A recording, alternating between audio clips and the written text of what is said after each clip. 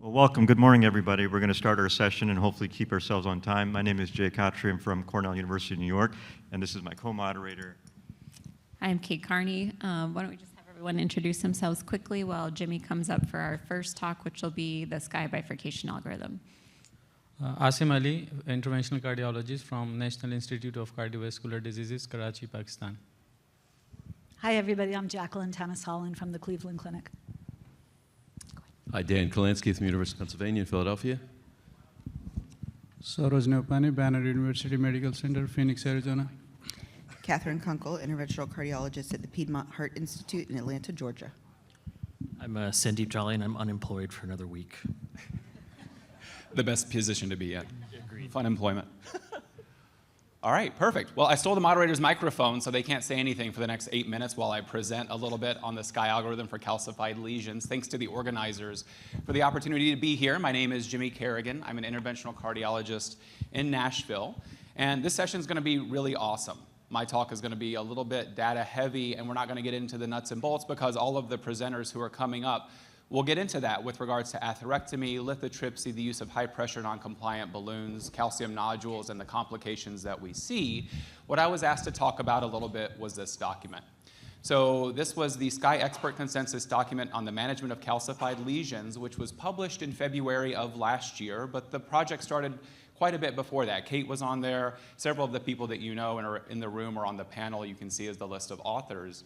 But this started as a project out of the SCAI Ischemic Heart Council at the end of 2022. And then in February of 2023, the writing group got together and started working to take different parts of the document, take the assignment, put this together. So each of us had to write a couple of the sections, but then we met as a group several times to put the document together. And the goal of this was not to preference or talk about in depth any one particular technology, but to serve as a review. What is the current state of evidence in the middle of 2023 with calcium modification? Why is it important? What are the risks and complications? Wanting to run through a little bit on the tips and tricks for the utilization of various different devices, which is what you'll get a lot of over the next hour and a half of this room, and then come up together with an algorithm on best practices. When should we be modifying calcium?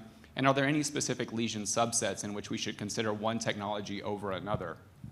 So we'll talk about that a little bit, but I know that there's a diversity of backgrounds in the room, from general fellows to interventional fellows, allied health professionals, industry partners.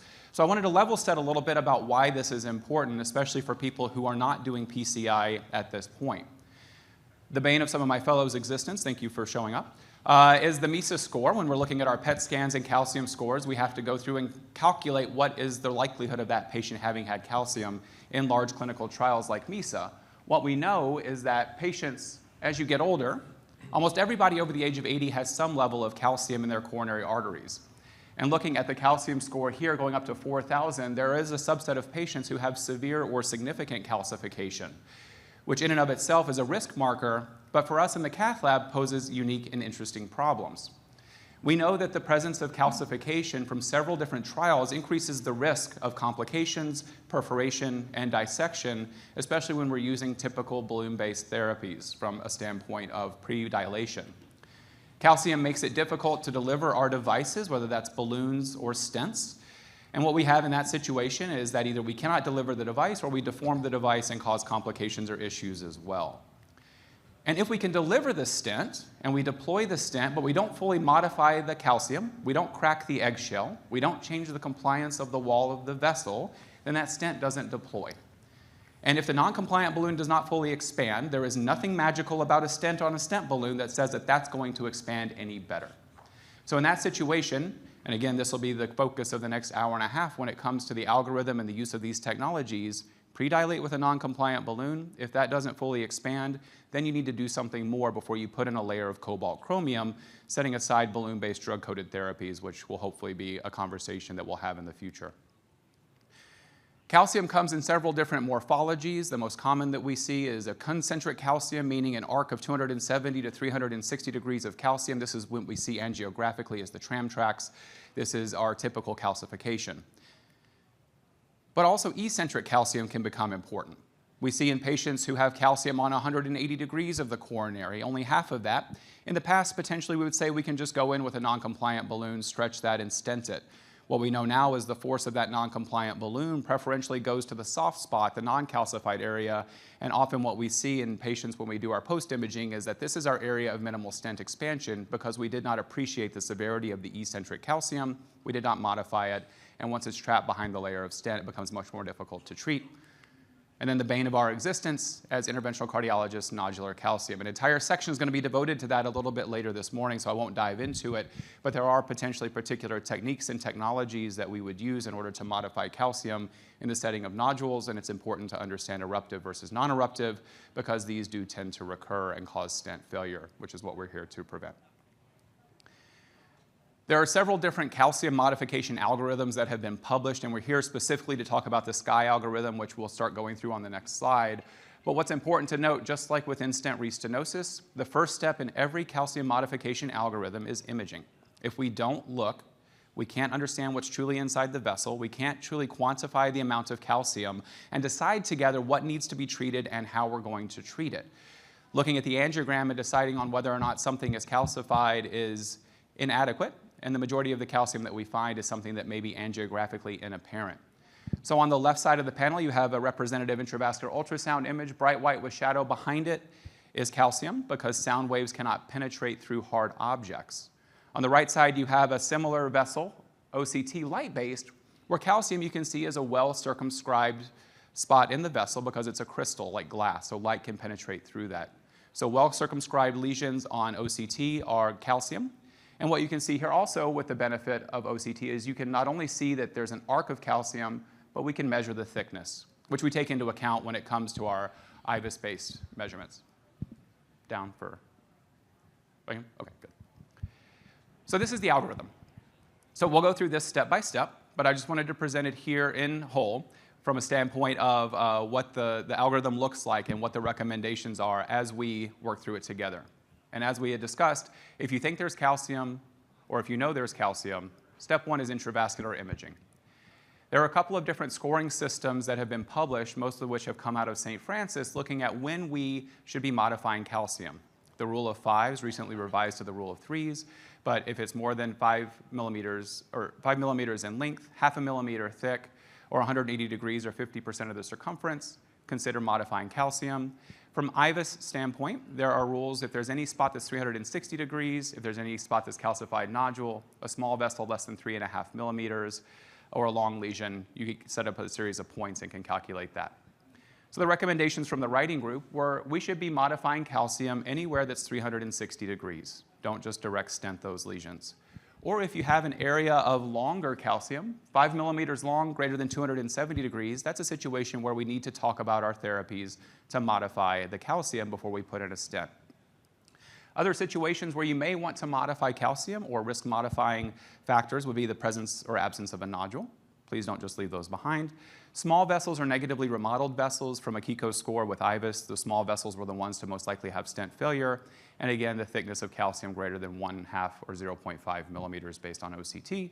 Can't get that information off of intravascular ultrasound.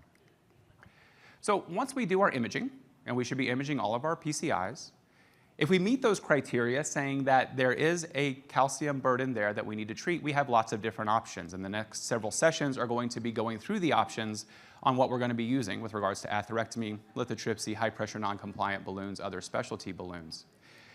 A couple of considerations were given in the document, with no preference given to one device over the other, of course. Maybe for patients that have long lesions, diffuse calcification, maybe the presence or absence of nodules shouldn't really matter, but maybe those are cases where atherectomy would be preferred. Lithotripsy, Shockwave being the only device that's on the market right now, can be considered for all types of calcium, but maybe for shorter lesions as well.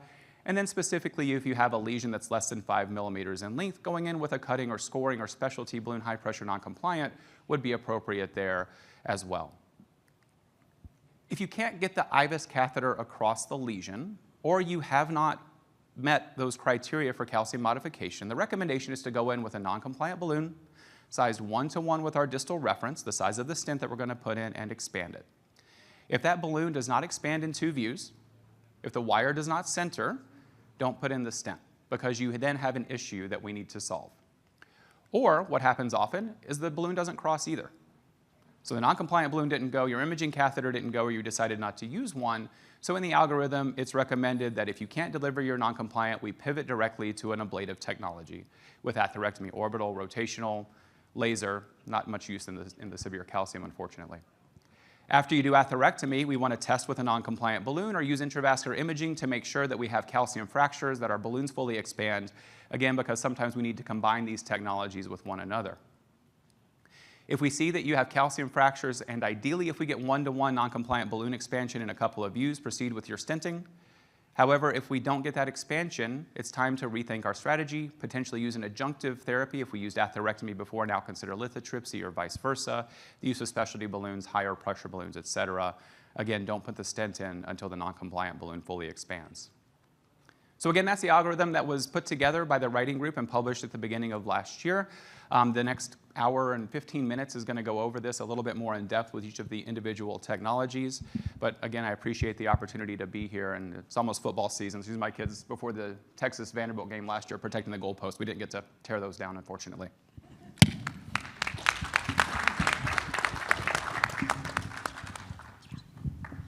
Thanks, Jimmy. That's a great talk. Jackie, when we're looking at guidelines and consensus documents, do you think that the imaging evidence has kind of surpassed what we're seeing in terms of strength of recommendations, or where do you see that fitting in going forward? Do you think that's likely to change, or are we kind of where it's going to get? Yeah, I think that we're ever evolving, and it's interesting when you look at the REVAS guidelines, which was just published 3 years before, it got a level of a 2A recommendation, and with the ACS guidelines, it got a class 1, and that's just really based on more and more evidence. At the time of the REVAS, there was not enough data to say that there was a mortality benefit, and now we're able to see that in registries and sort of meta-analyses of trials. So I think as we move along, the data will be stronger. Both REVASC and ACS guidelines really say in complex lesions as opposed to just in all lesions. But I know that most of the interventional community is emphasizing basically all lesions. Anybody in the panel have comments about a priori assessment with non-invasive testing? So particularly, I'm interested in hearing anybody's comments on CT angiography and photon counting CT, and can any of this be used a priori to triage patients for appropriate scheduling and have the right devices handy? Does anybody have any experience with this?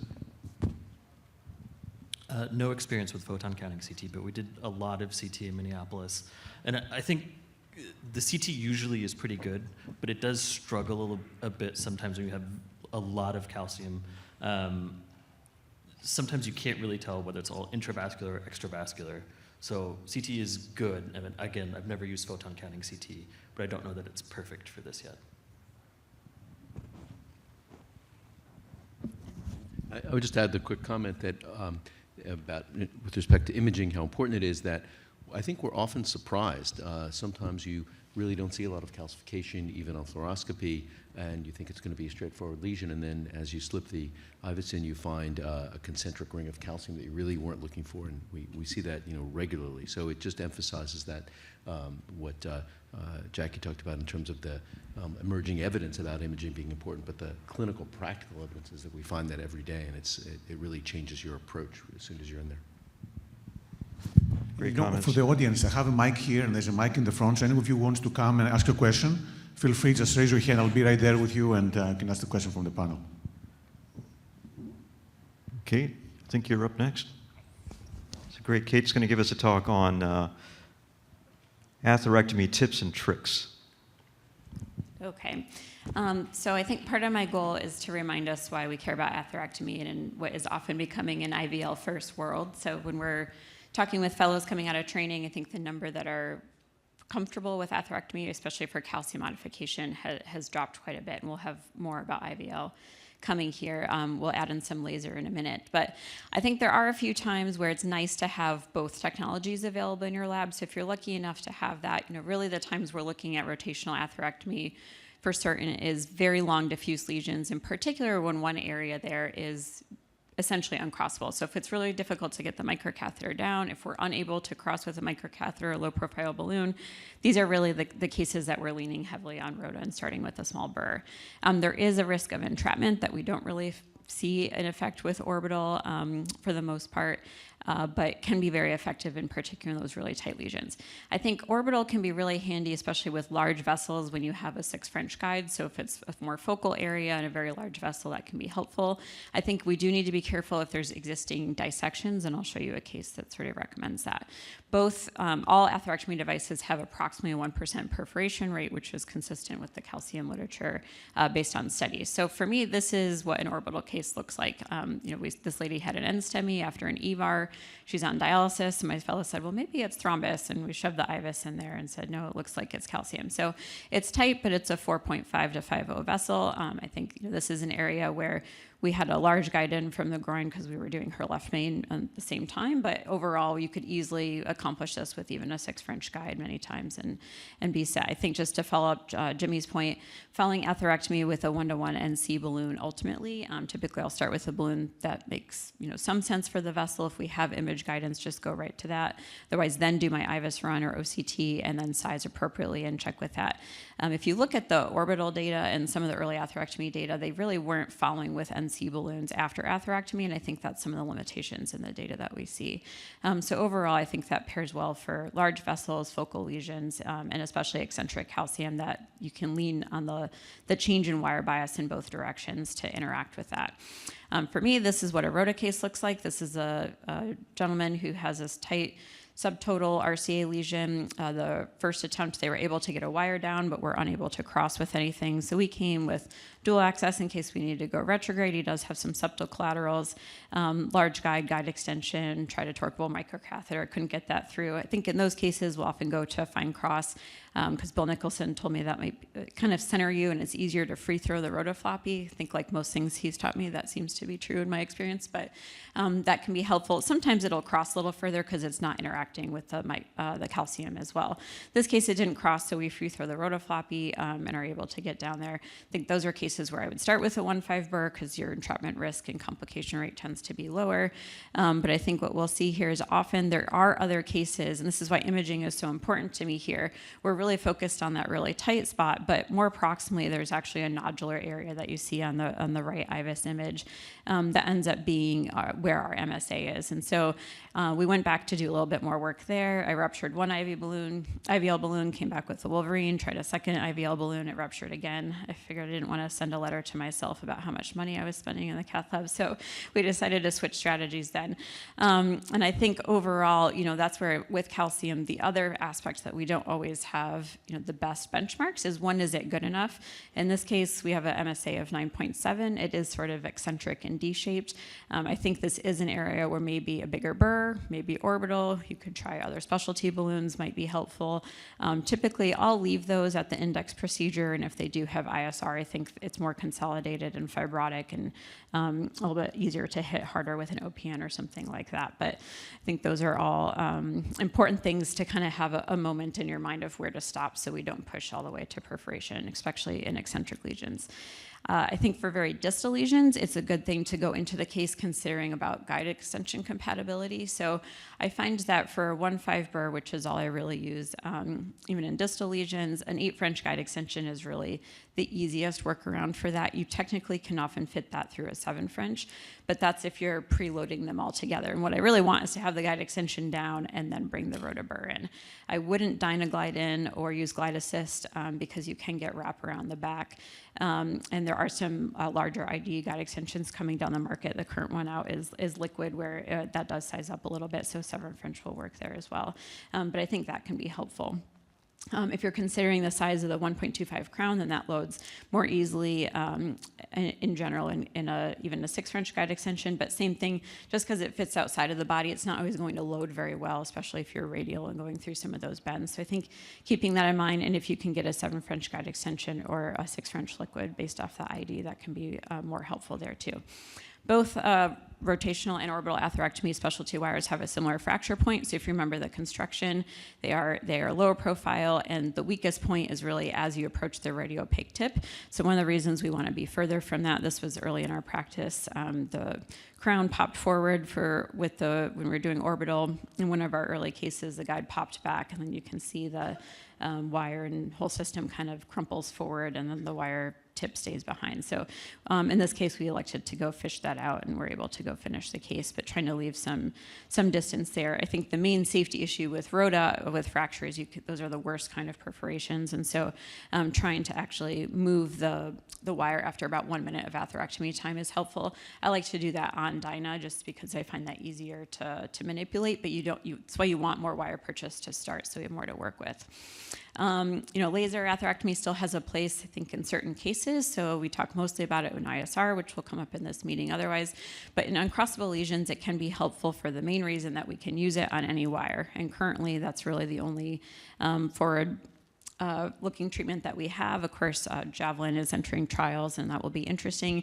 But I think, like most of these things, work some of the time, and so these will all still probably be complementary devices. This is probably most effective in fibrotic tissue modification, so tends to be good for suture lines and for ISR for those reasons. Best practices, the reason we avoid these things is because we don't like the bad things that can happen. The best practices for laser atherectomy really just require patience. For the IFU, it says to flush saline, but sometimes we'll use just the blood that's sitting there for a little bit of a mix, or off-label use of contrast creates more of an acoustic effect. I think there's some unpublished data there, but if you talk to people who have looked at that, or the engineers, you don't need 100% contrast. That's going to create a bigger bubble, really just a mix, even if it's 20/80 saline to contrast, contrast to saline, can still give you some of that effect. And since what we're really worried about here is safety, I think ramping up into that makes sense. Large catheters for ISR, when you're really just trying to do tissue ablation or ablate a dissection or thrombus, can also be helpful, typically on lower settings. So this is the type of case for us where laser might be considered. This gentleman had an occluded lima to LAD. We were unable to get anything to cross there. And because we knew this was the suture line, I think that's where, after exploding a couple balloons, moved on to atherectomy, have a bit of a dissection there, which was probably in part because we had ruptured a few balloons at that segment. Could also be related to the laser atherectomy as well. But in general, I think one thing to be mindful of, many times we've crossed with a jacketed wire, and that jacket can come off with laser atherectomy and leaves a bit of the coating behind. I've only had that happen once, but it can be pretty recalcitrant and almost like a little nodular area that you have to go around. So. And final case that I'll show, just because this is something we've learned the hard way, I'm not sure is taught all the time, is that orbital atherectomy, if we have a pre-existing dissection, can be more dangerous for perforation. Unfortunately, this is a case where we learned this the hard way at our institution. It was the gentleman presented with a post-CABG lateral MI. The balloon wasn't expanding. We probably had some dissections that were visible. Weren't very obvious on the angiogram, but proceeded with orbital atherectomy at low speed. What's kind of difficult to see there, he's pretty ill, so there's a balloon pump waving high in the background, and the orbital crown might be difficult to see, sort of crossing right past where the balloon pump area is there. So the warning signs there are often that it catches and then the crown pops forward. That's kind of when your fellow's doing it, everybody heart jumps to their throat, or same if I'm doing it too. But especially with potentially a prior dissection from ballooning, those are the cases where what's probably less hard to see is this perforation with adventitial stain that we see coming up here. So this was ultimately sealed with 2 covered stents, but they can be this kind of like spiral dissection into the perf. It was difficult to localize and can be more challenging to work with. And so I think it is one of those things where I'd rather move to atherectomy up front because the safety profile is likely better than after we have dissections. You can do this with rota. We just have to be really careful with technique. We don't want any significant decels. Same if you're in the subintimal space using rotational atherectomy. That has been described. I think Manos has a paper published on that, like everything else he's published. But the important piece there is that really any time that the burr has been upsized in that instance that I have heard of, there was a perforation or concern for that, and so you really have to stick with a 1.5 burr. It's just one of those rules. And in general, I think with any of these, you might have no reflow due to dissections, and so just having a balloon ready to go on the table. So I will stop there, and happy to take any other comments or input.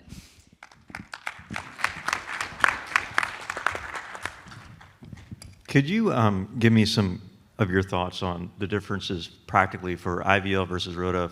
You had that case where you used guide catheter extension to get distal. I'm just wondering, like, is there a difference between 2 devices in terms of the amount of support that's required to get distal? Do you find that there's an advantage in one over the other? Versus rota and IVL? Yeah. Yeah. Rota versus orbital. Oh, I see. Yeah, it seems to me that the hypotubing for rota does seem to push back as you get further down. And so I don't know if that is part of the rota pro transition. You know, people say the feedback is not as one-to-one. I'm old enough that I've used both, but it does seem to me that that part of the hypotubing kind of pushback becomes more of an issue rather than just your calcium nodule that you're trying to cross. And so that's, to me, where the distal lesions, the guide extension, can be helpful. I don't find that, probably just because of part of the mechanism, that it doesn't seem to interfere as much for me with orbital. And so it's more if you want to get past a tortuous segment that I've used a guide extension, but I'm curious about others' experience. Saroj, what do you think? I'm not sure it necessarily matters, but usually, like you said, distal vessel, more diffuse disease, and uncrossable lesions, I tend to stick with rota, and for orbital, more focal, just the amount of time it takes, and you need to be patient, obviously, to avoid the jump, like you mentioned. But if you can deliver through the guide extension, it's probably okay in distal RCA with usually 3/5 size, but not sure it necessarily matters.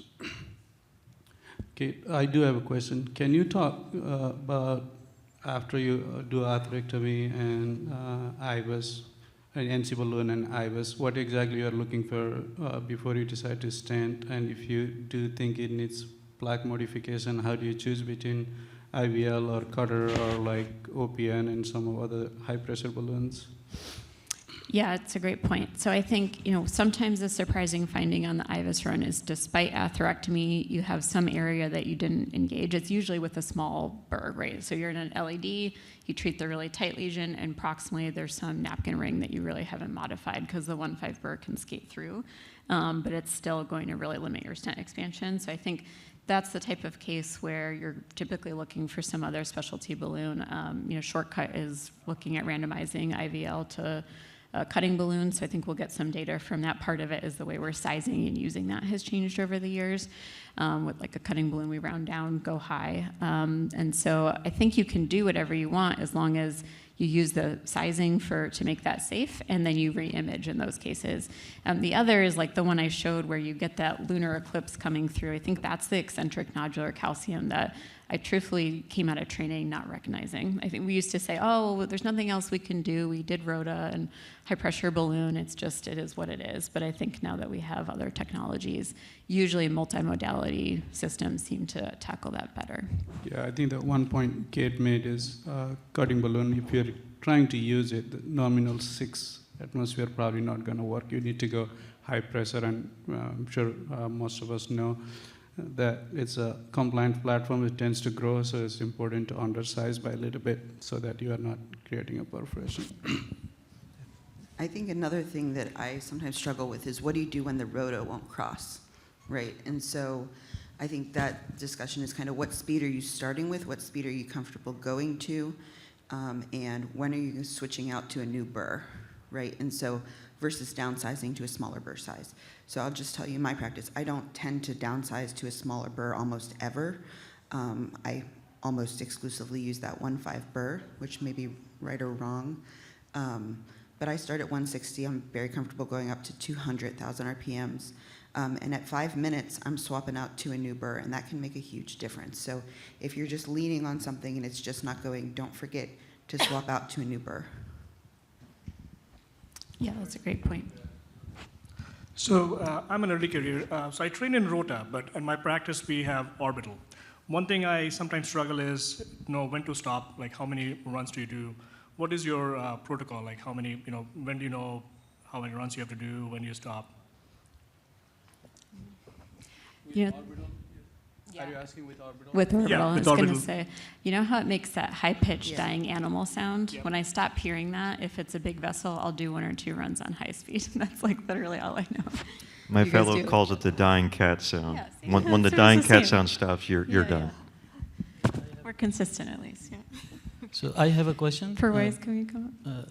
Related to rota bar speed, the recommended speed to start with 140 and then go higher up to reduce the chance of slow flow. But in clinical practice, this is highly variable.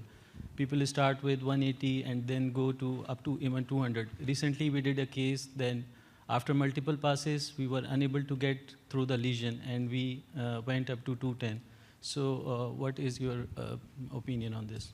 Yeah, if you talk to the guys who were in on the early ROTA cases, the no reflow, a lot of that was because we hadn't figured out DAPT and anticoagulation, so he had more platelet aggregation. So I think if you're avoiding decels, we really don't see much no reflow anymore from that, and it's more like you have a dissection that's flow limiting. Yeah, I would totally concur with that. Even this idea of putting vasodilators in the rotoglide, I don't even do that anymore because honestly, most people tolerate rotablation just fine.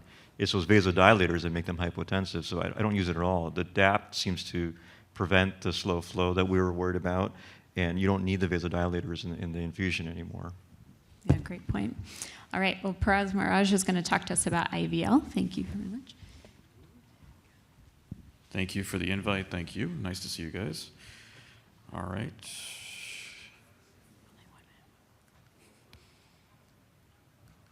The big button, right? The big button? The middle one. The middle It took one, me yeah. a second, too. It doesn't seem to want to do anything. Well, while we're getting the slides moving, I don't think you broke it. Oh, there you go. Now, thank you. All right, no early disclosures. It doesn't want to go. Okay, maybe it's your magic touch. I can. There you go. All right. I think we're getting it. Either you guys are doing it or I'm doing it. We'll figure this out. All right. Good morning, everybody. So let's just jump right into cases. You might have to do it for me because this is not going anywhere. All right, good. So that's ugly, right? I think everyone can agree. That's not something that anyone wants to see when they do an angiogram, but that's what we're dealing with. So my colleague had this case a few years ago. You can clearly see here, even angiographically, even though we don't like to say this, there's a lot of calcium in there.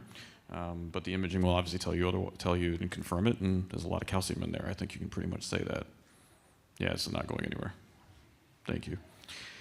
Another case, and we're going to go through both these cases in step fashion, but you can see here yet another case, bifurcating distal left main, calcified into both the circ and the LAD. Clearly, what do you do? And so in today's day and age, it's a very different answer than 10 years ago when we were tackling this case.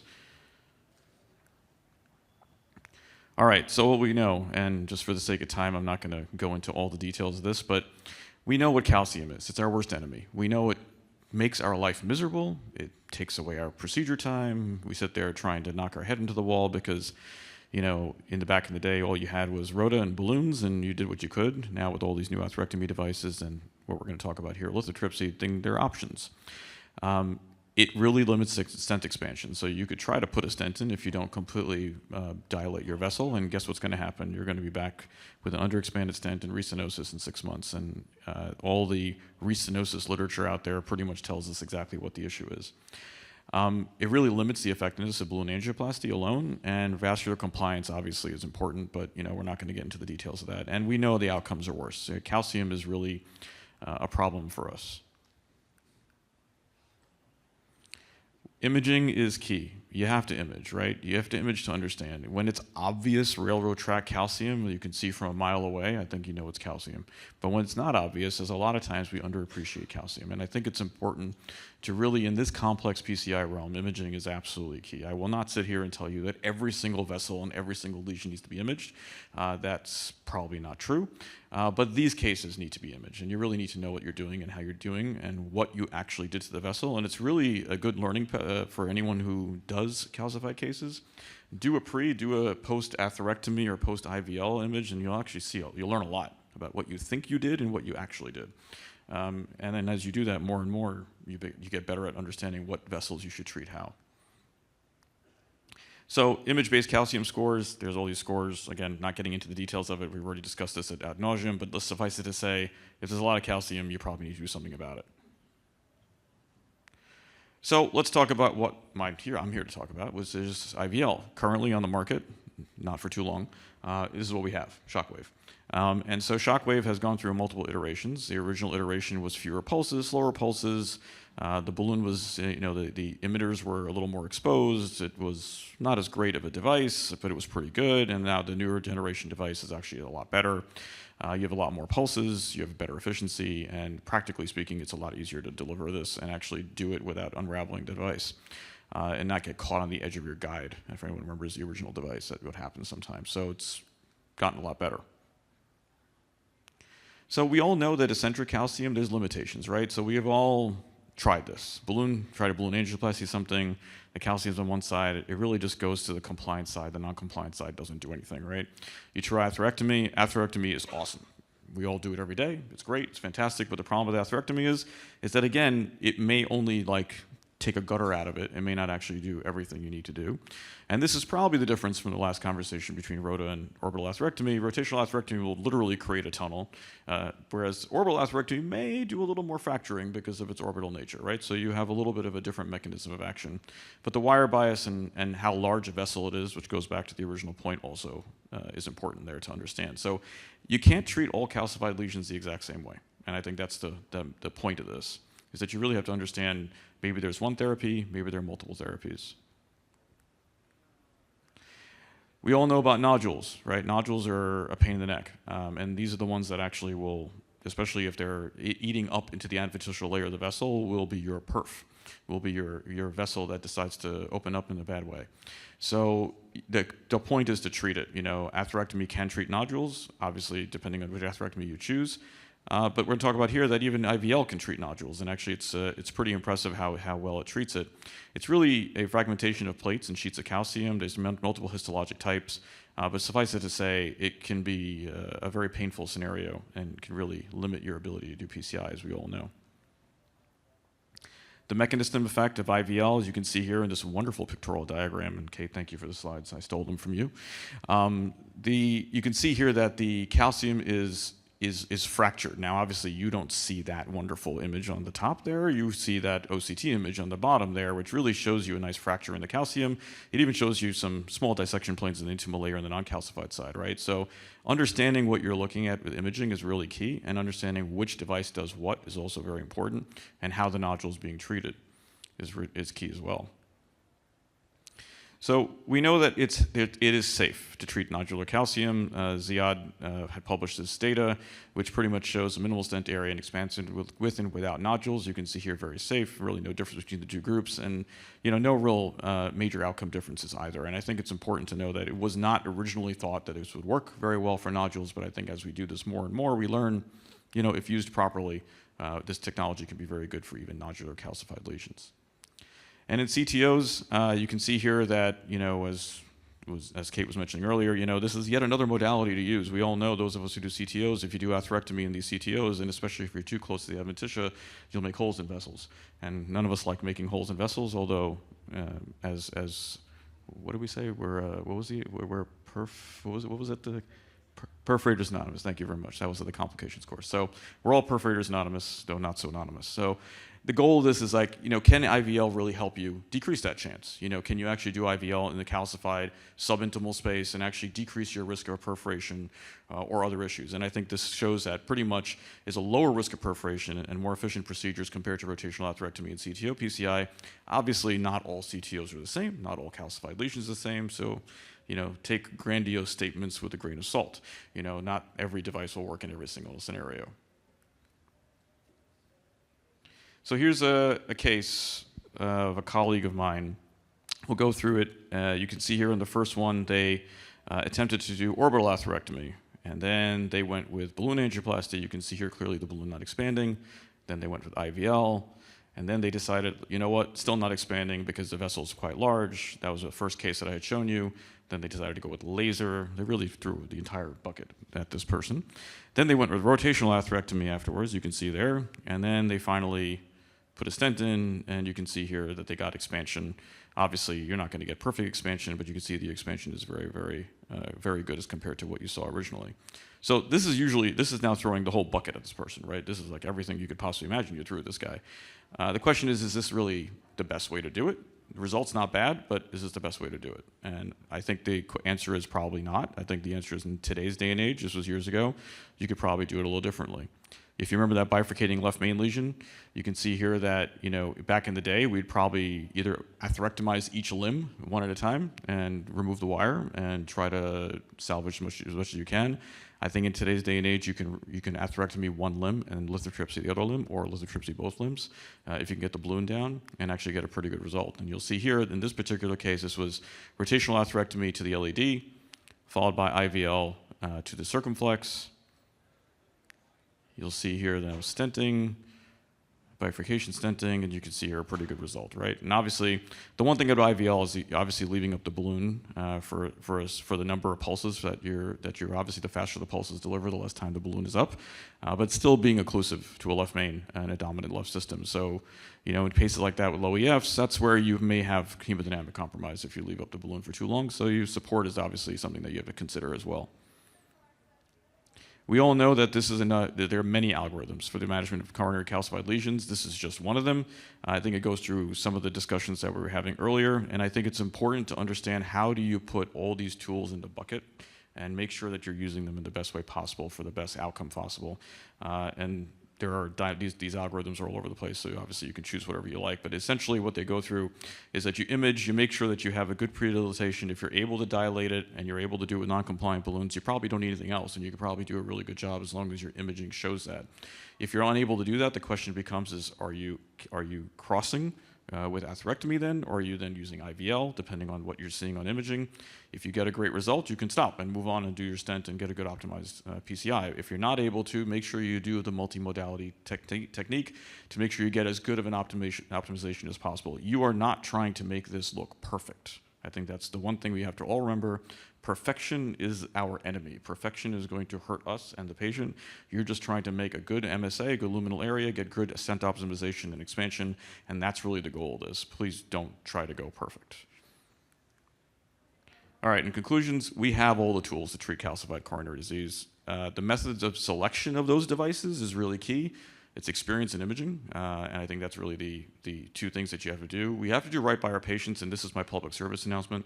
So a lot of IVL users are like, it's a balloon. I can do this anywhere. I can do this anyhow, right? It's not the balloon or the orbital or the rotational atherectomy, in my opinion, that actually causes the complication. It's the calcium that's in the vessel that's the complication, right? So the patient, in the end, that's coming to you has calcified coronary disease. That person we have to do right by to treat them the right way. A lot of times in my health system, the non-surgical site hospitals that don't have atherectomy are using IVL to treat these patients. And if it works, great, and if you get a good result, great. But don't think that you're not going to get a complication. Don't think a perforation can't happen. A perforation can happen in any calcified coronary disease, and you got to be prepared for it. So don't rest on your laurels and say, hey, I'm doing IVL, I'm at a community hospital, this is not going to perf because their data shows that the perf rate's really low. Trust me, it'll happen. And when it happens, you have to be ready. And unfortunately, in a lot of the smaller hospitals, we're not always ready because we don't see these complicated cases all the time. So just keep that in the back of your head. You know, when you're doing these cases, don't think that this is going to be simple. Be prepared for the worst, and if you're prepared for the worst, nothing will happen, hopefully. I think that's my last slide. Thank you.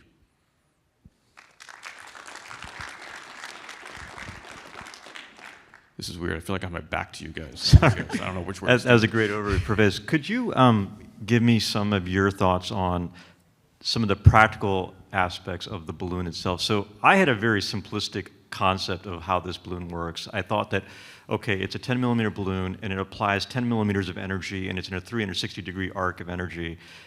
That's not true. And could you elucidate that for the audience so we all understand that a little bit better? Yeah, it's not true, right? So I'll try to listen. I'm an interventional cardiologist. I'm not a physicist. So to make it simple, I'll say that the emitters are around the balloon, obviously, right? So the balloon is now inflated up to a 1-to-1 sizing up to the actual wall of the vessel. When you activate those emitters, what you're doing is you're sending electrical pulses, and these electrical pulses are essentially like mini explosions. If anyone has done contrast laser and put a laser catheter in a contrast tube and seen what happens, it essentially explodes. The concept is very similar. It's creating fractures and fissures at those sites. Understand that in a perfectly concentric calcified vessel, you're probably getting a circular distribution pattern of the lithotripsy. But most of these vessels are not perfectly concentrically calcified. So you're going to get some diffusion of that shock wave, or the shock, into the softer tissue, which will be absorbed. and into the cartilage tissue that will not be absorbed and actually be fractured. Some of the key factors are air, or a space that you leave between it, and water. You know, we know this from renal lithotripsy. The reason why external lithotripsy doesn't work as well as internal lithotripsy is because you're directly affecting the actual calcified area. So you need to size it properly, you need to have no air in the system, and you need to make sure that it's fully opposed. I won't go any more detail than that. No, that's really helpful. Dan, when you're teaching this, what kind of things do you look for balloon prep? You know, we're pretty sloppy about prepping most balloons, but this is one that we've learned we have to pay a little bit more attention to in our lab. So what are you telling people or watching for when you're teaching this? Yeah, so it's a good question. I mean, it's a standard prep, making sure that you've de-aired it, et cetera. And then I think related to the prep though is the crossing ability, right? So are you going to be able to cross in a straightforward manner?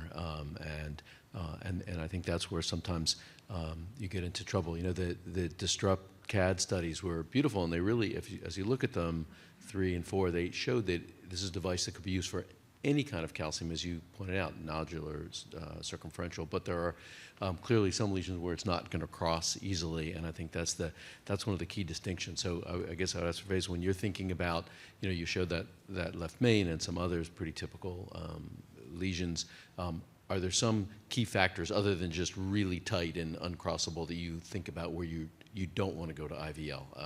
If you used IVL as your go-to device, when aren't you doing it? Yeah, so I think it's a great question. So this goes back to looking at your pictures and doing good imaging. If you have a long diffuse calcified lesion that's relatively tight, I have a feeling you're going to have a really hard time getting IVL down. That's just the case. So you're going to have to do something up front, probably to get the IVL down. That may be non-compliant ballooning, what have you, if that works. Otherwise, you may have to atherectomize, which may just be your solution to your problem. Really concentric, tight calcified lesions are very hard to cross this balloon. I mean, even if you're not getting a regular NC balloon down, forget it. This is not going to go down. And the last thing I'll say is that within stents, which is another area that we did not talk about, but within old stents, I didn't have time to put this case together. I just did a case yesterday before I left, where I couldn't get IVL down. It was an old 7-year-old stent, undersized, person didn't prep the calcium properly behind the stent, and so the stent was never fully expanded. Tried to NC balloon it. I got NC balloons down with a lot of difficulty, but I could not get the IVL down. And ended up having to rode out that whole proximal part of the segment of the stents. And so you have to understand, in stented segments that are long and calcified and have some tightness to it, it's also going to be difficult. So the deliverability of this balloon is still not perfect. I think with iterations that will probably get a little bit better, but right now we're not quite there yet. Great points, thank you. All right. Next up, Jai's going to talk to us about OPN balloons.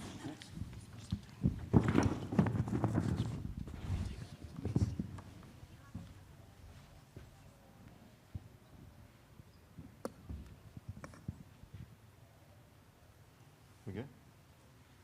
Good morning, everybody. Thank you. So I'm going to talk you through my journey with trying to understand where OPN balloon fits into practice for management of coronary calcium.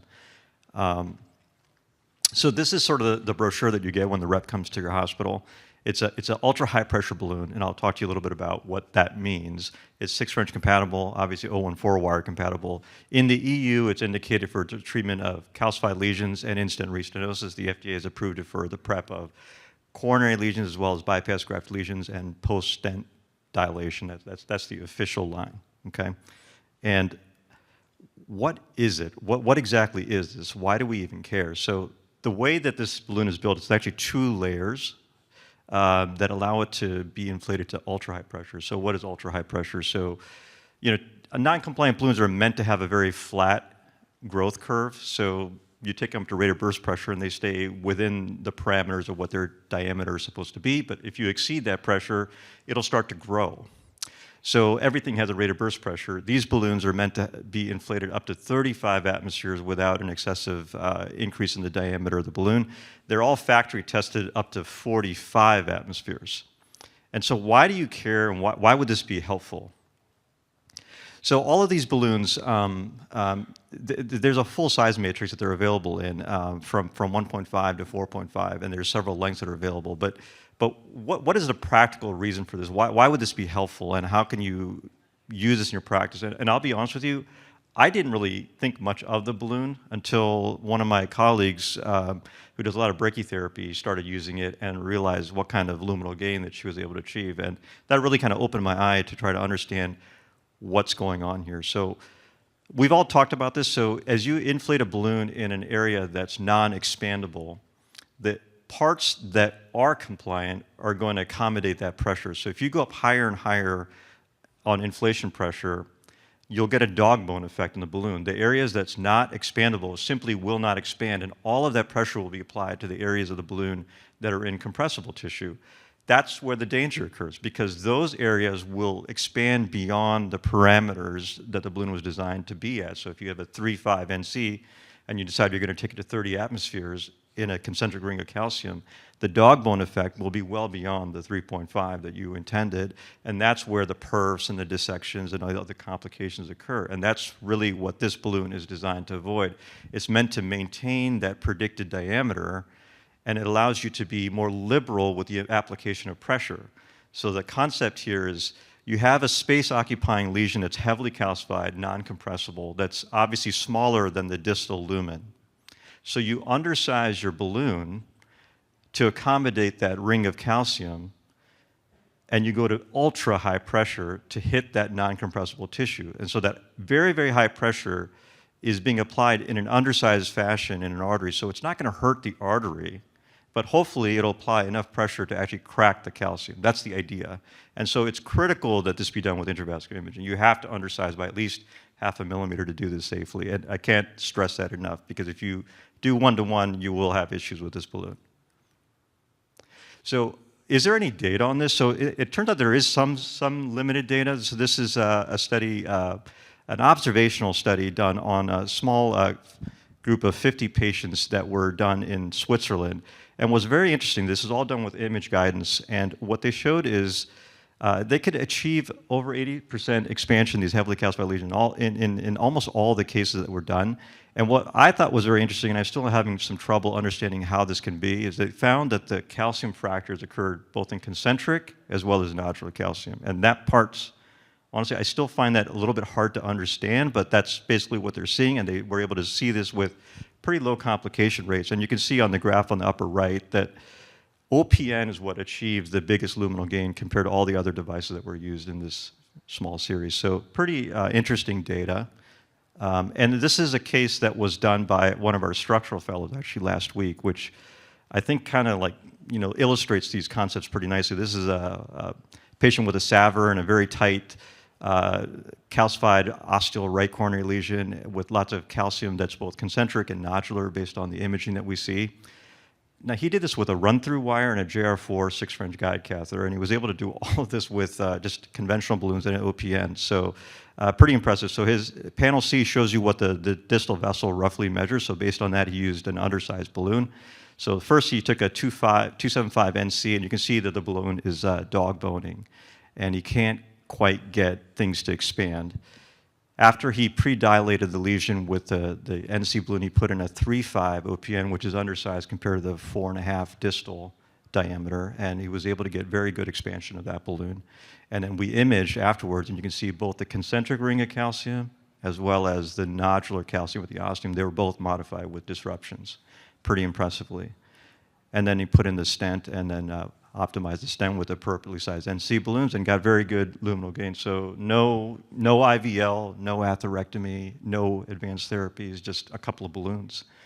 So I thought that was quite impressive, because I thought this was going to be a project, because it was a structural fellow. No offense to the structural people, but I thought for sure that I was going to go in and do this case, and he did it. It was great. So very, very impressive. What about for ISR? So the same group that showed that data on de novo disease, they also did a case series of 200 ISR cases where, again, they showed very, very impressive luminal gain using OPN for stent failure. And, it's interesting, their TLR rates are right around 20% at 12 months, which is not that far off agent IDE. So it just kind of makes you think that, is there something more to be done with this balloon? So here's a case that we did a couple months ago. It's a case of multiple segments of ISR. And all of the ISRs in multiple layers. So the patient had his diagonal treating, came in for the LAD. We could not really deliver anything to the LAD area that we wanted to treat. And so we brought him back another day after we could not deliver an NC or an OPN primarily. So we brought him back and did a rotational atherectomy. And then we're able to deliver an NC balloon. And I'm sorry, these are probably small, but with the NC balloon, we got 3.1 cross-sectional area. With a cutting balloon, we got 3.2, 3.3. And then with an OPN, we got 3.5. So just to show you that there's actually incremental gain that you can achieve in terms of cross-sectional area, and even these sort of tough multi-layer ISR cases with ultra-high pressure. And it can be done pretty safely and effectively. So it's something that really plays into, if you have a brachytherapy practice, to even a couple of square millimeters of luminal gain is important in terms of overall patency. So we really like OPN for that aspect of it. It's certainly tough to deliver. Sometimes it requires adjunctive tools to get it down there, but you will get some luminal gain with it. One of the things that we've noticed over the years is that any balloon that you inflate to high pressure, it will compress the lumen. It will get tight on the wire. This will happen with any balloon and any wire. If you go to very high pressure, you'll notice that as you try to pull the balloon back, it's a little bit tight coming out. But typically, it's not a big deal. OPN and Xi'an blue are a very bad combination for whatever reason. And we didn't really understand what the mechanism of this is, but there's a really nice report that was published here recently explaining this. There's a little bit of a gap in the core of the Xi'an blue that doesn't exist in other coronary wires that creates a sort of a catch. So when you inflate an OPN to very high pressure, it compresses the inner lumen enough to where it'll actually hit that catch. It's about 20 centimeters proximal to the tip of the guide wire, and it'll get stuck. And then you'll have to take the Xi'an blue and the OPN out together. It's something unique to that wire, the way it's constructed. So I would caution against using a Xi'an blue if that's your wire of choice for OPN delivery. Maybe just use a buddy wire and deliver it on a run-through or a wiggle wire, whatever you like to use. But there's something about the way the construction of the Xi'an blue that makes it more prone to getting stuck. So in conclusion, I would tell you that PCI of calcium requires a whole slew of tools to modify the calcium, and you had to balance all of the aspects between the crossability, the cost, the ease of use, and the safety of it. And I think OPN honestly has a role to play in all of this. The main limitations is that it's a very stiff balloon. It's a little tough to deliver. It's tough to get it to go around a corner. And it's also not that great at rewrap, so it seems to be a one-and-done type balloon. So once you use it, you're pretty much done with it. It's going to be really hard to take it back. You could consider it as a dedicated device for safe and efficient primary calcium modifications I showed you on the first case. I think it's critical to use intravascular imaging. You must undersize this balloon. If you don't undersize it, you're actually going to hurt your patient. And then once you do undersize adequately, you can go to very, very high pressure and treat just the non-compressible tissue. Avoid Xi'an blue. It just does not work with Xi'an blue. You should consider using a buddy wire, particularly if you're doing an ISR case. So ISR cases are sometimes very fibrotic, and the OPN can start to melon seed back and forth, and we've seen this. So having a buddy wire to help grip the balloon on the tissue is actually very helpful.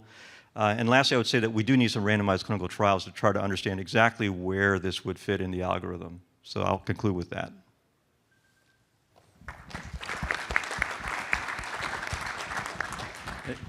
I'll start off with a quick question. First, I'm glad to see you reference the buddy wire. That's a really old technique for in-stent restenosis that we should still remember to prevent balloon slippage. When you look at the mechanism of this, it's a little bit similar to cutting balloon type mechanisms in that you're creating fractures without doing an ablative technique. How might you compare this to a Wolverine or other types of cutting or similar balloons? Yeah, so I mean that gets to what I was actually alluding to when I asked Perwaiz the question about IVL. So I used to think about IVL as creating this 360 arc of energy, but actually it's not. The energy that it delivers is 180 degrees opposed. So depending on where the emitters are in relation to the calcium, you may not even get that arc, depending on if it's 360 or not. It's not a 360 delivery. It's 180 degrees opposed. A cutting balloon at least gives you 3 chances to hit the calcium, right? So this is a way of actually giving you 360 degrees of energy, right? So ultra high pressure delivered in 360 degrees. So it's something that I didn't really think about until I started using this, and I realized that this might actually, if I can get it there, this actually might be a more effective way of delivering the energy. I have a question too, and this is for everyone on the panel. Are you guys stopping at 35 with the OPN? Is anyone routinely going higher? No, I go as high as I can with the interpolator, depending on what kind of interpolator you have. And it's important that you undersize, but the pressure is not a problem. Size is a problem. Mm-hmm. So if you need to go high, you can go as high as you can. Yeah, completely agree. Yeah, I think that that's the key message here, is that this is not, the danger is not in the pressure, the danger is in the size. So if you can undersize, you can go very, very high pressure with the balloon without hurting the artery. I think a mistake that I made with OPN balloons in the beginning was, like I had this downsized by 0.5 millimeter in my head, and I was like, okay, it's a 4.0 vessel, I want a 3.5 OPN, and just couldn't get it delivered. And delivery with these can be a real pain, especially with multiple layers of stent and lots of calcium, which is where you're pulling these out. So, you know, and I think that my brain was just horseshoed in this way of the sizing. And just don't forget, you can start with smaller OPNs and work your way up, right? Just because your ultimate desired size is distal reference minus 0.5, you can start with smaller OPNs and just like any other balloon serially dilate your way up. So thank you for that nice presentation. I want to ask you about, have you ever experienced any kind of rupture in OPN balloon? Because if you are dealing with calcification and such tough cases and using such kind of, you know, strong stuff, you will face at the end of the day with one complication.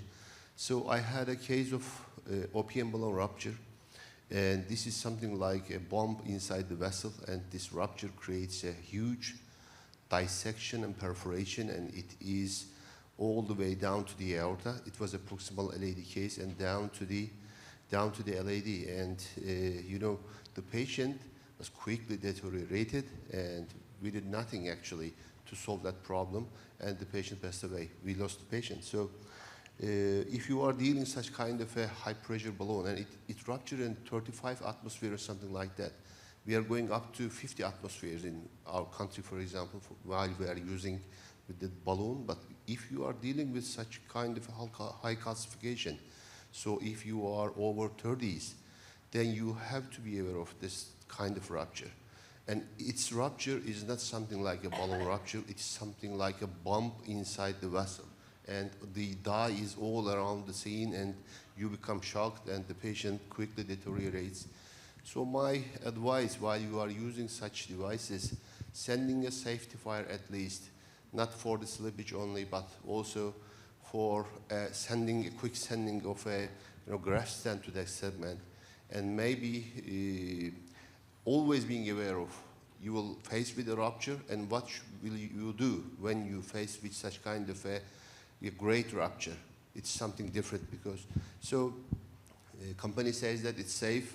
Yes, you can use it in some cases, but while you are using it, especially in a nodular calcification, then you have a great risk of rupture because it's something like a stick inside the balloon, and it ruptures from a tiny pore, and it gives the high pressure inside the vessel, and it creates a big perforation. So it's an important part while you are using that kind of devices, and to be mindful. And while you are preparing this case, and you have to be prepared for such, big rupture complications. Yeah, the cautionary tale duly noted. Appreciate that. So actually, one last point. There is a symposium today at 12:30, specifically for the OPN balloon for anyone Salon 1. So that's another thing to consider. Our next speaker is Srini Potluri, who's going to be speaking to us about calcified nodule. Here's your remote. Hi, good morning. I like the setup a little bit, but it's a little difficult though. I'm going to talk about calcified nodules, which is probably one of the difficult aspects of calcium modification that we all face in high-risk PCI. So I'll start with the case presentation, 84-year-old male with coronary disease. Came in with ACS. A year ago, he had a calcium score that was 3,000, so heavily calcified coronaries. So this is his angiogram. You can see there's some ostial left main, distal left main.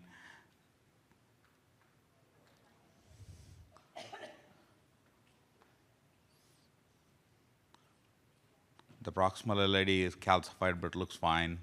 You can see a chunk of calcium sitting in the distal left main.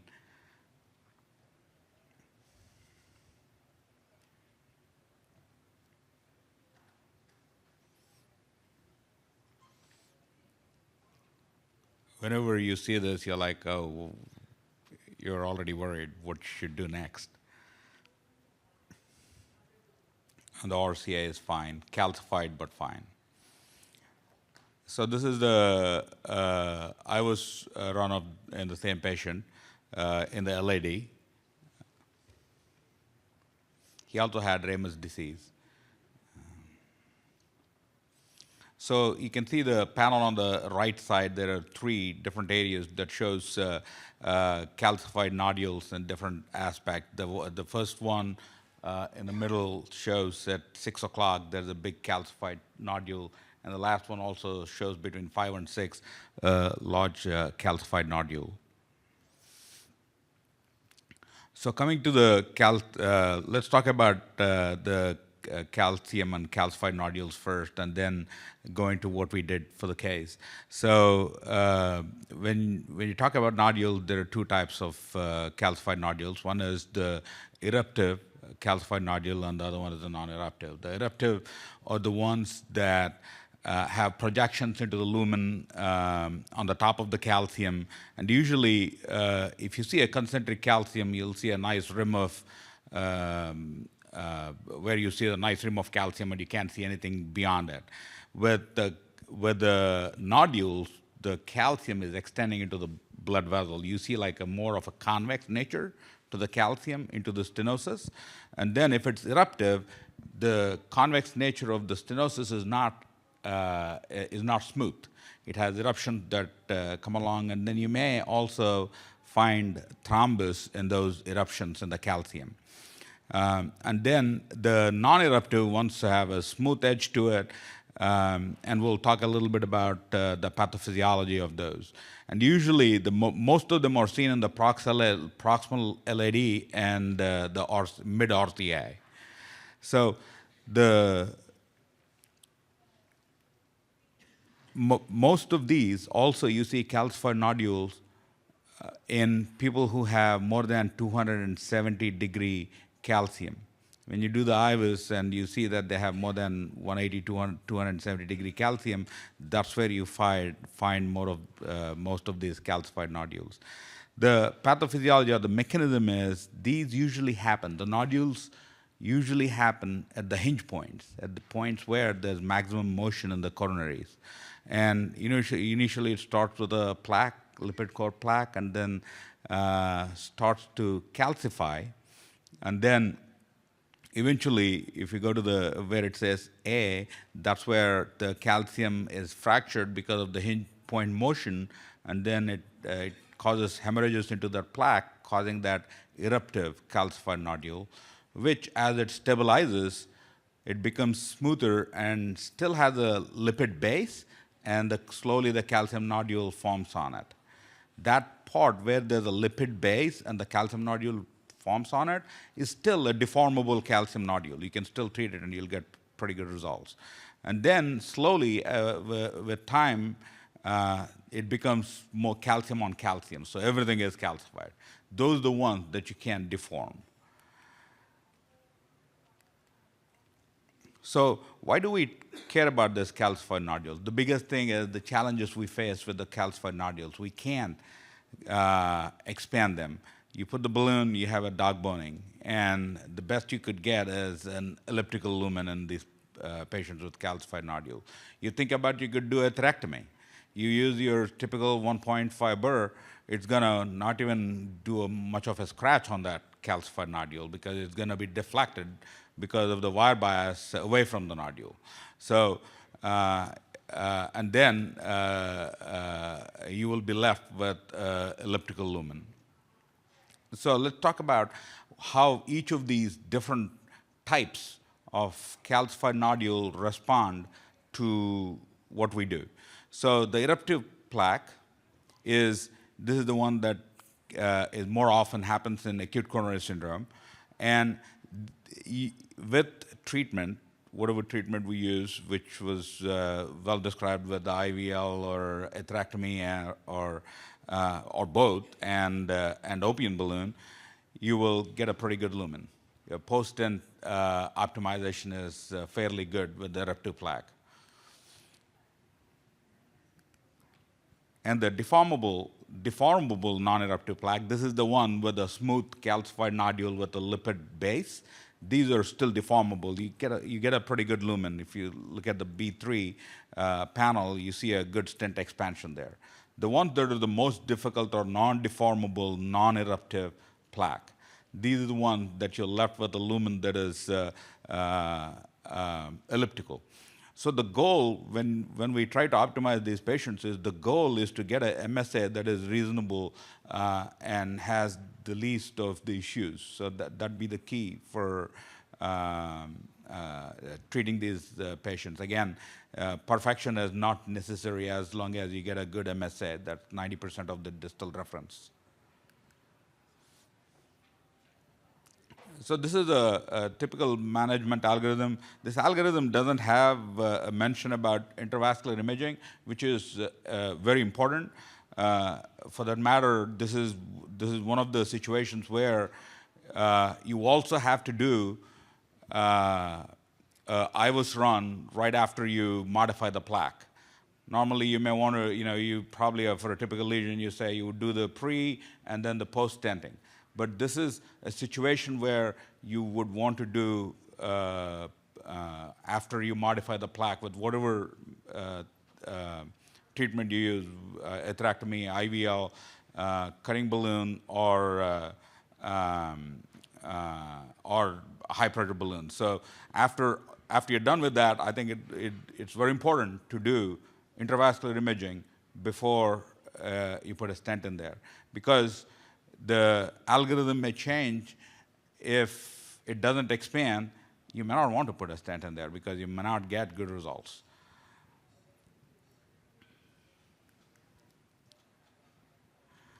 So quickly talking about the outcomes. See, we talked about this calcified nodules. This is a really good study that showed if someone has a non-calcified nodule, calcium, a lot of plaque, they have a higher risk of MACE at 3 years. Calcified nodules, they look ugly, but if there's a good lumen and there's good flow and it's not stenosed, they're okay. They're stable plaque. Not the eruptive ones. We'll talk about those. So this is the same calcified nodule, different kinds. If someone has the one in the green and the blue line, the one in the blue line is no calcified nodule. The one in the green line is calcified nodule that's not eruptive. Okay, that doesn't have those projections into the lumen or calcium that is detached. So non-eruptive calcified nodules almost have the same outcome as no calcification, no calcified nodules. And then when you look at the eruptive calcified nodules, it's bad. These are the ones that present with acute coronary syndrome. So most of their outcomes are because these are most commonly with acute coronary syndrome. In this paper, around 104 patients with non-eruptive plaque versus eruptive plaque.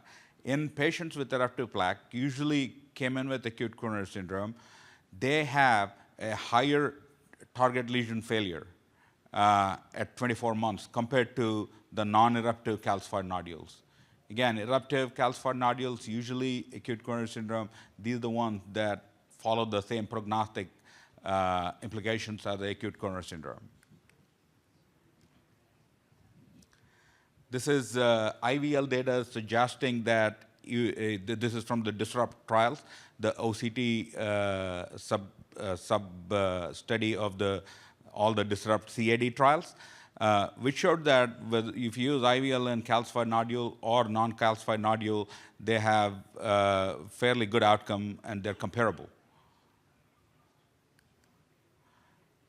So, coming back to our patient, we used a 3.5 millimeter IVL for left main and proximal LAD. Then we also did a PCI of the ramus, and then PCI of the LAD extending it to the left main.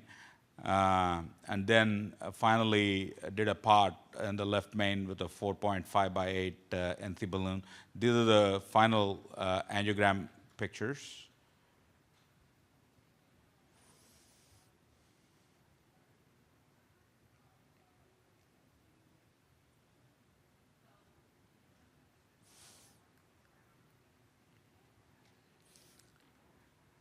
And this is the post-IVUS. Start in the smaller distal LAD, and then you can see the good stent expansion right proximal to the branch.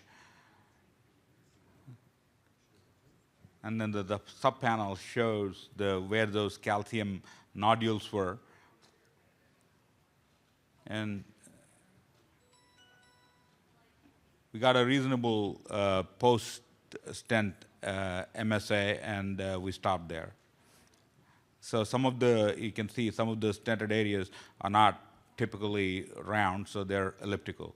In conclusion, calcium nodules account for around 7% of the culprit lesions of ACS.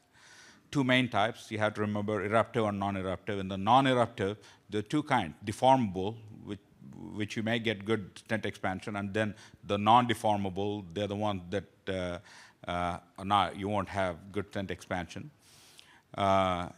Imaging is very important to identify which kind of nodules you have, eruptive versus non-eruptive, because that changes how you would want to treat the patient. And then non-eruptive calcified nodules have less, non-culprit calcified nodules have less risk of causing ACS. These are the stable coronary disease. Target lesion failure of eruptive calcified nodules significantly higher than non-eruptive ones. Imaging for optimization of the stent is essential for PCI, for treating these calcified nodules. Obviously, more studies are needed to really see how to get the best treatment for these calcified nodules. Thank you.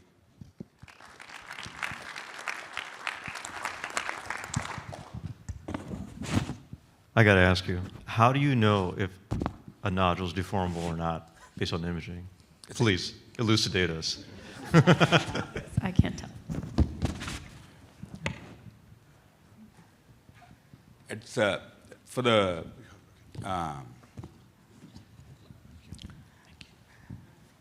it's hard to see what's going on. Yeah, I think, well, the data is great. I've looked, and granted, maybe we just don't do enough OCT, we're doing more IVUS. But when I look at these, I generally cannot tell. So what are you thinking? I was going to ask a different question because it sounds like he was stumped, but go on. But I think just speaks to that's part of the challenge, is like we see something there and you're trying to modify it. You don't want to punch it out the other side of the wall, but sometimes we'll get away with it when you have that little bit of D shape. And the balloons look good then because they'll open, but you see recoil when you re-image. And I think those we often get away with, but it's the ones where it's eating your stent basically when the image that are a problem. Right? The key in treating the nodules is not to try to achieve perfection. I think it's very important to get a MSA that is reasonable and stop there. I think people get into issues with the nodules when you try to make it like a circular lumen, and that's the biggest issue with those. Yeah, we're not there for cosmetics. Jackie, what was your question? Some questions from the audience here. You're going. Hi, I'm an early career. My question is about a specific patient recently. Young gentleman, no previous cardiac history, but risk factors. Came in with an inferior STEMI, troponin elevated as well. And around that hinge point, there was this eccentric lesion in the mid-RCA, 30% at best, but definitely less than 50%. I do IBUS, we don't have OCT, and there's this clearly, there's a calcific nodule and the fibrous cap is disrupted. How do you treat this? The patient is, they're not hypertensive. There's no other attributable cause to active chest pain. They have this eruptive calcific nodule with about 30% angiographic stenosis. If I treat that, and something happens later, how can I justify that? Is there evidence for that, or should we just treat this medically with heparin, DAPT, and see how they do? See, that's a really good question, because that's where the whole point of intravascular imaging comes into the calcified nodules. So if you think it's a non-eruptive nodule with a smooth surface to the calcium, it's probably not the culprit for the patient's symptoms. But if it's an eruptive nodule, that's a typical acute coronary syndrome patient. So those are the ones that have a higher risk of MACE and coming back again, as you saw from the data. It's very clear those are the ones that'll come back. So if it is only 30%, again, you have a lot of good medical therapy that you could use and go from there. But it's very important to differentiate. Let's say it's 80% or 90%.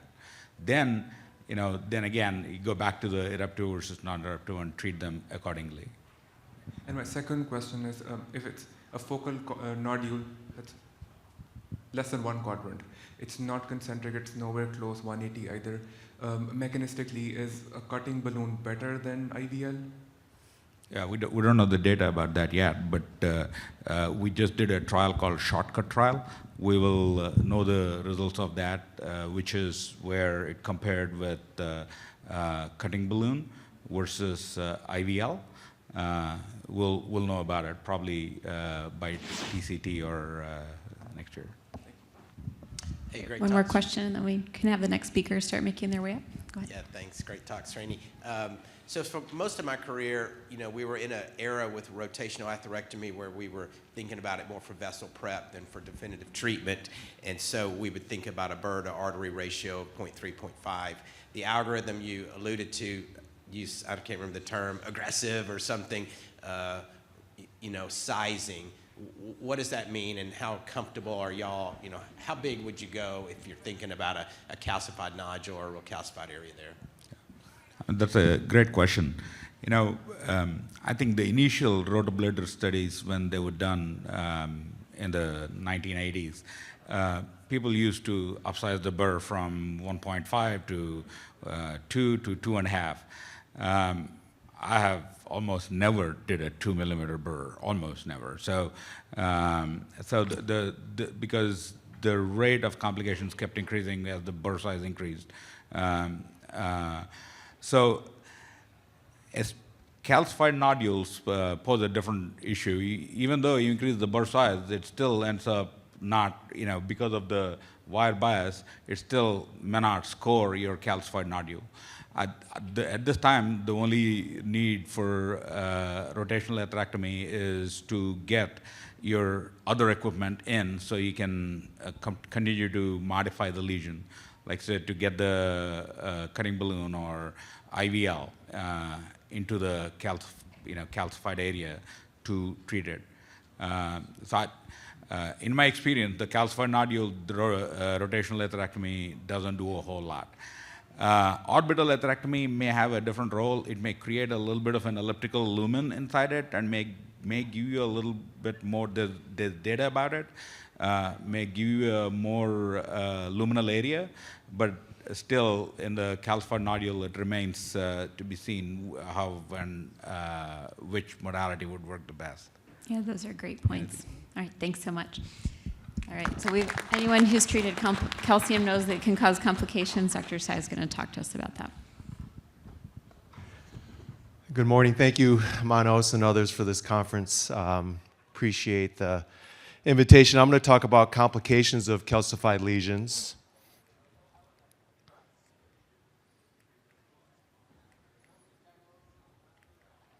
Maybe, perhaps. I do look at it from the patient perspective too when you go into these procedures, and I like to talk about what these lesions really are. And is this working or not really? I don't think so. But so, we talk about calcified plaque, and the patients, if you say calcium, they don't really understand what you're talking about. And so I like to use the analogy of tooth enamel. It's really like a tooth, and let's see, it's working now, thank you. And I describe to them, it's like trying to put a pencil in between your teeth.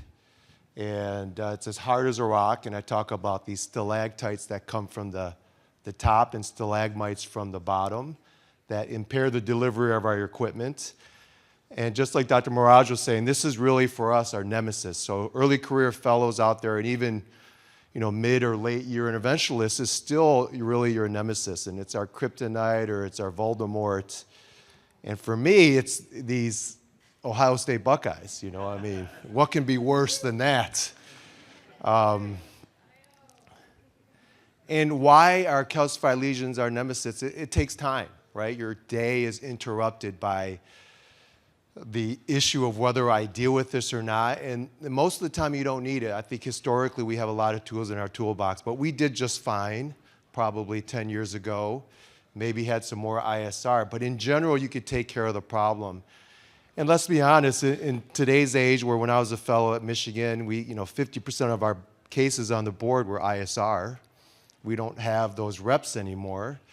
And so you don't deal with a lot of these types of lesions. And dealing with it and not dealing with it can lead to complications, right? And so you might as well embrace it like Roger Federer there, or if you're Michigan, you just win 4 straight, and you go undefeated and win the national championship, which the Buckeyes did not go undefeated last year, just so you know.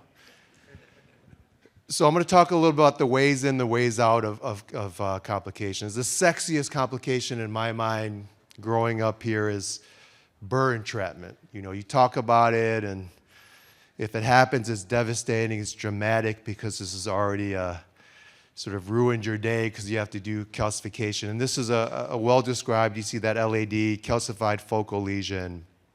And of course, this Kokeshi phenomenon is one with decreased coefficient of friction. You have heat and you have tension in the burr, and as that interacts, it can leap forward. And this is more for rota than CSI, in that there's no cutting surface on the back end of these burrs, and so they could become entrapped and stuck. And so that doll you can see has that big head, like the rota burr, and that skinny body, and you can't get it out. But of course, we want to talk about an ounce of prevention is worth a pound of cure. A lot of us are in there thinking, gosh, should I rota this, or can I just get out? Can I get away with it? And sometimes you can, sometimes you can't. But for sure, if you're going to rota, some of these tips and tricks for me is slack is your friend, tension is your enemy. As you're pushing up these devices, there's a lot of stored up tension there. And so you really need to combat that. And so for those of you who don't do a lot of rota, that's why this, you need to know these tips and tricks, is that knob, you sort of have to move that back and forth. I'd say number 2, you need to actually move the catheter at the TUI. Again, you're trying to pull that tension out of there. I like, Dr. Kearney, the Dynaglide. I do like to release the energy stored by hitting the Dynaglide a little bit as well. And then the technique is key, and that's why if you don't have a lot of reps, whether it's you or nowadays your cath lab staff, right? So we have a lot of travelers in the cath lab. After COVID, our senior techs no longer wanted to take call. So you have a lot of these new techs, and a lot of our rota is contingent on having good cooperation and teamwork, and sometimes when you don't have that, it's a real barrier in the cath lab to want to do rota. But the style of pecking, being brief, letting time in between your runs, really avoiding the decels. I don't use vasodilators in my rota solution anymore either.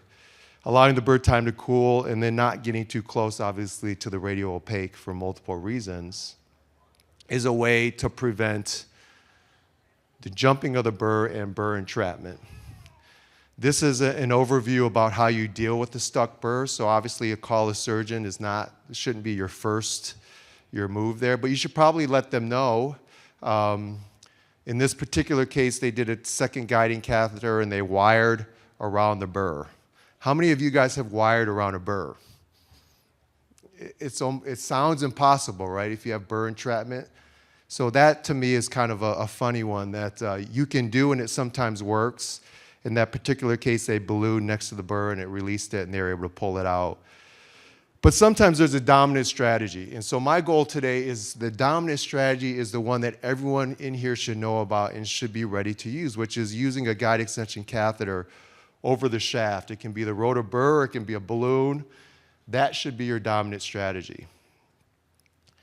This is a case of balloon entrapment, and this is John Wooden, 10 NCAA championships at UCLA. Failure of preparation is preparations for failure. So if you decide not to prep the lesion appropriately, you get problems as well. So it looks like that balloon on that left panel looks pretty well inflated, right? There's no obvious waste. There was not obvious X-ray evidence of calcification. So to be honest, if you look at that IVUS nowadays, you might say, gosh, you should have prepared that. I didn't. That looked like that was full NC balloon expansion there, and so I stented it. If you looked at that stented area, you can see there's a waste there now, and I'm like, oh shit, I probably should have prepared that. But no problem, I'm just gonna NC balloon that. Most of the time it goes away, right? You hit that hard with an NC balloon. And so you can see there's a waste in that NC balloon now, and so I'm like, oh, okay, I'll go higher. And I like that OPN balloon comment, there's no free lunch here. You can't go to high atmospheres and expect nothing to happen every single time. And so here I used an NC Impera, which I thought was a better non-compliant balloon, and it ruptured. When it ruptured and I tried to pull it out, it wouldn't come out. And that's a phenomenon down there. You can imagine that when that balloon inflates, that material can get stuck next distal to that waist, and you can get stuck there. And so, we called the surgeons, we got ready, I got access on the other side just in case we had some excitement here. But, essentially what I did was I took a guide extension catheter, I cut the back end of the balloon, just delivered it over the balloon catheter, pushed and pulled, and it released. It was a rich emotional experience because I had to pull harder than I typically would be comfortable doing. And you can see the result of that was the balloon released, the vessel looks fine. I left it alone. 2 years later, for an NSTEMI somewhere else, that lesion looked the same, and the patient was doing fine. So this should be part of our daily, or at least a few times a week activity, and thanks to Manos has been the champion of this. You should have a daily diet of looking for things on YouTube that is not related to shopping, sports, commentary politically. You should look at some interventional stuff. And so this is a great step-by-step of how do you remove like a burr entrapment. And so you can see there's the burr there. You basically cut it. You remove this drive shaft off the sheath so a 6 guide liner or guidezilla can deliver over it. You advance it to the lesion there where the burr is trapped, and you push and pull. And I would say, at least anecdotally, most of the time this works. And it's pretty easy, it's pretty straightforward, and not as dramatic as some of these other things. And so this is an example on a benchtop where they did this. But this is a dominant strategy that all of us should be very familiar with. So if you're not, you should just look it up and make sure you understand exactly how to do this. So I do a lot of peripheral interventions too, CLI work, tibial work, and microcatheter tip loss is a realistic phenomenon. And this is a case I'm sharing with you because I couldn't find my pictures of the disarticulated tip. But again, failure of preparation is preparation for failure. So if you don't prepare these lesions, you can get in trouble here. But this is pretty classic, right? And Dr. Kearney talked about this, where you try and you deliver a wire, now you got to get your rotofloppy down, and so you take a microcatheter, and nowadays we have the Corsair and the Turnpike that you can spin, clock, counterclock, whichever you like. But sometimes the tip gets constrained in the calcium, and that you can imagine that analogy of the tooth enamel. that you could imagine disarticulating the tip. And so tip disarticulation is obviously higher in calcified lesions. This is a dramatic one. This is a tip disarticulation with a STEMI that subsequently occurred. That's how we feel about that. We tell patients we're not in the mood for any excitement. We like very boring procedures, but we're ready when it occurs, and this is a dramatic one here. And so again, an ounce of prevention is worth a pound of cure here. You just got to know your equipment. And again, a lot of these, our experts up here are from, high volume academic centers, and so they're exposed to a lot of cases, and a lot of us aren't at that type of volume, and so our exposure is a lot less. That's why you have to come to conferences like these and look up Manos's videos on everything and anything to sort of know how to get yourself out of trouble. But clearly, you shouldn't over-torque, right? They say not 10 turns, either clock or counterclockwise. But we all know when we're over-torquing something. We all know when we're over-pushing something, and you should listen to your body. When you're working something, you know it. You should ask yourself if there's another way. Equipment fatigue is a real thing. I've never thought about replacing my burr, but what a great comment. I do this a lot in my CTOs when I'm coming retrograde. If my microcatheter, I like the Turnpike LP, if it's just feeling like it's fatigued, it's fatigued. If it's sticking to the wire, it's sticking to the wire. Get it out of there. And so it's not a failure to exchange out for a fresh piece of equipment. I don't like using used balloons either, just because if it does get stuck, it's probably because you've used it a couple of times. Calcium is tooth enamel. Be realistic about it. That's just what it is. Again, lesion prep is key. And then know your alternatives. I didn't know this term about the free throw, but Dr. Kearney's comment is if you can't get the microcatheter to pass, sometimes you just pull out the wire and you hope that it's centered enough that you can pass a rotofloppy. So I'm not going to talk about stent loss or perf, but you can go to, if you haven't, again, looked at these chapters that Brolakis has, they're amazing about how to deal with stent loss. My PCR is fantastic for perforations. All of the things are readily available, step-by-step techniques and images. In this particular case, they use a Xi'an blue to go beyond the lesion. Their Corsair, they exchange it out for rotofloppy, and they actually rota'd that tip. 125 burr, 15 burr, and that tip basically came loose and it went into a diagonal branch. LAD flow was reestablished. They stented it. The patient did great. Look at that result. You can see the tip of the Corsair catheter in the diag, but the LAD looks beautiful. And so just to summarize, over the last 4 decades, calcium continues to be a predictor of worse procedural success and clinical outcomes. Despite the new clinical tools and tips and tricks, calcium, continues to be a challenge, even despite our best intentions and all of this different equipment and tools that we have in our toolbox. But you got to respect it, accept the challenge thoughtfully, and sometimes it's not meant to be and you have to walk away. These calcified lesions don't typically rupture and have acute closure. If you can't conquer the calcium, you just have to be big enough just sometimes to walk away, and not meant to be. So thank you. Thank you for sharing those rich emotional experiences. We really appreciate the talk. I think just to respect everybody's time, we should probably close the session because I think we're a little bit behind at this point. Unless there are some burning questions, we can close out the session. Okay, thank you.